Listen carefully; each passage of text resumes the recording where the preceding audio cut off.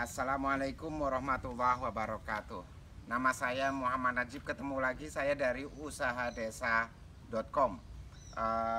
Saat ini saya ada di Tangerang, di Kabupaten Tangerang, Pak ya. Di Akademi Bambu. Di Akademi Bambu Nusantara. Akademi Bambu Nusantara. Wah, pasti banyak yang belum pernah dengar. Memang saya berkeliling ke berbagai tempat, ke desa-desa di seluruh pelosok Indonesia untuk menemukan produk-produk desa berkualitas yang dihasilkan atau diupayakan oleh para desapreneur atau entrepreneur desa. Nah, saat ini saya ada di Kabupaten Tangerang di Akademi Bambu Nusantara, ditemani oleh Pak Agus atau Kang Agus. Kang Agus. Waduh, assalamualaikum nih Kang Agus. Waalaikumsalam. Wah, pasti udah tahu nih apa yang dihasilkan oleh Kang Agus terhadap produksi bambu. Tidak lain, tidak bukan topi bambu. Ya, topi bambu yang ini. Topi bambu, bisa dijelaskan nih Kang Agus nih ya. Kang Agus nih udah lama bergerak di bidang produksi budidaya bambu ini. Kalau topi bambu ini kan Agak keras ini, ya.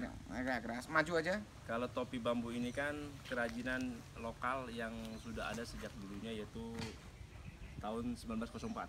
1904 ya. Sudah ada. Kami penggiat bagian dari masyarakat untuk memasarkan produk-produk yang berasal dari masyarakat, dijual secara online. Dijual secara online. Jadi ini semua terbuat dari bambu dan siap dipasarkan. Siap, betul. Waduh, ini yang saya pakai nih keren banget ini. Kopiah. Ini kopiah bambu. Ini berapa lama nih Pak proses produksinya? Prosesnya ada 3 tahap. Pertama, pembuatan bahan baku dulu. Pembuatan bahan baku. Kemudian kita proses pembuatan kopiah. Pembuatan kopiah. Kemudian finishing. Wah, ini bisa dipasarkan. Kalau ada teman-teman lain ingin menjadi reseller, bisa ini? Bisa kerjasama. Bisa kerjasama. Siap berapapun kopiah diminta? Ya. Wah. Keren. Nah, ini apa ini Pak? Nah, ini topi koboi. Topi koboi. Saya coba boleh Pak ya? Ya. Waduh, ini topi koboi nih. Udah kayak apa namanya bintang film apa? Mendem tuh apa siapa? Mendem. Don apalah itu lupa lah. Mando. Johnny Kennedy ya. Ini juga topi koboi kita Panama kita modelnya. Ada. Model Panama. Seperti ini. Ini pasar kemana biasanya Pak? Kita nasional maupun luar juga.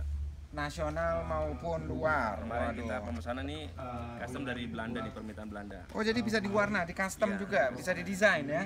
Ini kita namakan topi Belanda, kenapa? Karena pemesanan dari Belanda. Pemesanan dari Belanda. Kalau ini topi Belanda. kami namakan topi Prancis karena pemesanan dari Prancis. Ini Prancis nih, pesanannya dari Prancis. Saya pakai kopiahnya lagi nih. Nah, ini Enak. Apa kelebihan kopiah bambu dibanding kopiah lainnya? Ya, ini teksturnya dari anyaman bambu.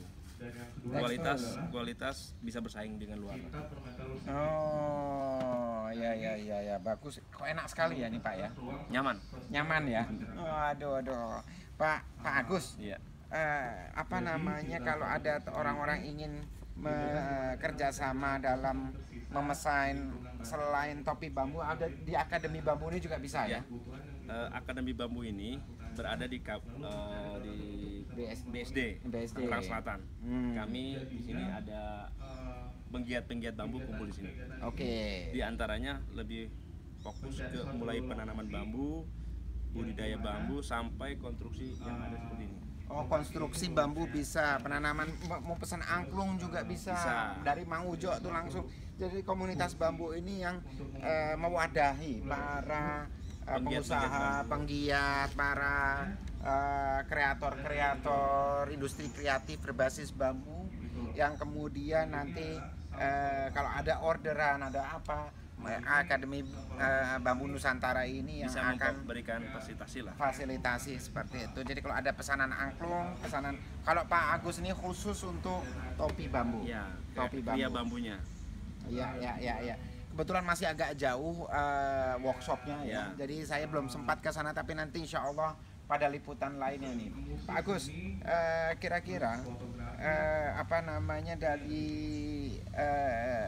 kalau desa-desa lain yang punya banyak bambu Pak Agus, kira-kira apa yang mereka bisa manfaatkan? Ya, jadi di Akademi Bambu ini kita bisa berkolaborasi. Misalnya ingin belajar mengenai pemahaman bambu, mulai dari kerajinan, konstruksi, kita bisa adakan workshop di sini. Oke. Kemudian atau kami diundang ke sana untuk menjadi narasumber, kami bersedia. Yang penting bagaimana bambu ini bisa mulai ditanam kembali, dimanfaatkan untuk sumber daya alam yang ada di Indonesia ini. Karena banyak desa terlantar kayak bambu-bambu dibiarkan saja kayak gitu, Pak. Betul. Jadi bisa mereka datang ke sini untuk belajar bagaimana memanfaatkan, mengolah bambu-bambu tersebut. Bisa. Atau Kami juga membuka dengan pintu lebar-lebar. Oke, ya. Dan kalau tapi sebenarnya banyak peluang-peluang ekonomi dari pohon bambu itu sendiri. Betul. Mulai dari tanamannya, untuk bambunya, kemudian untuk makannya, Rebungnya bisa. kemudian daunnya buat teh bambu juga bisa. Teh bambu. Iya. Wah, di mana itu produksi teh bambu itu? Bisa, nanti kita adakan lagi Teh bambu, liputan daunnya visual. untuk teh, makannya Kemudian, rebung. kulitnya untuk bisa dibuat kerajinan bambu. Kulit untuk kerajinan bambu. Kemudian konstruksi bambu. Konstruksi, Iya, ini bambunya iya, sendiri bambu. bisa untuk konstruksi. Banyak sekali kalau pemanfaatan bambunya itu.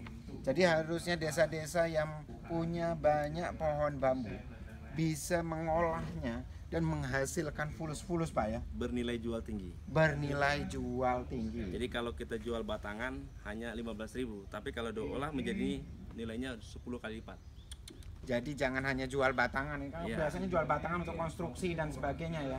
Tetapi bisa diolah seperti ini, seperti peci, seperti topi dan lain sebagainya.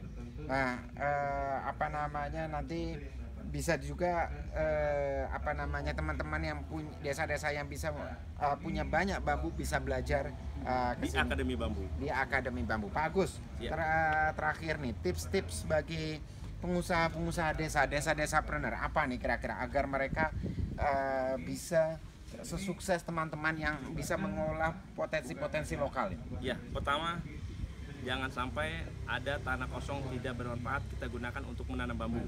Oke, jangan biarkan ada lahan kosong tidak bermanfaat. Manfaatkan misalnya menggunakan menanam bambu. Ya, setelah bambu ditanam, silakan panen, dijadikan produk yang kreatif.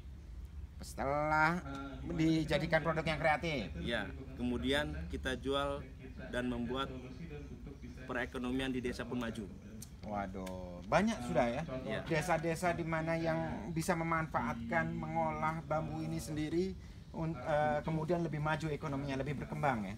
Meningkatkan perekonomian masyarakat lah, Sudah pasti itu. pasti.